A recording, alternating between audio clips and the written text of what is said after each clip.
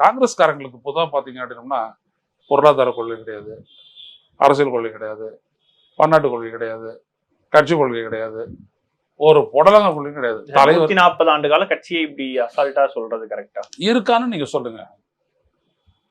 அது 140 ஆண்டு கால காங்கிரஸ் அப்படின்றது வந்து 40 வருடம் கலைஞர் அப்படி சொன்னாரு காந்தி.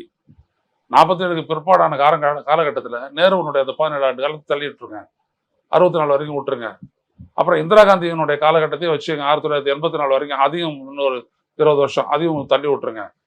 அதுக்கப்புறம் விபி சிங்கிறது வரைக்கும் அதையும் தள்ளி விட்டுருங்க. அதுக்கப்புறம் சொல்லுங்க, இந்த நரசிம்மராவ் பீரியட் வந்து சொல்லுங்க என்ன அயலுறவு கொள்கை உங்களுக்கு இருக்குதுன்ட்டு.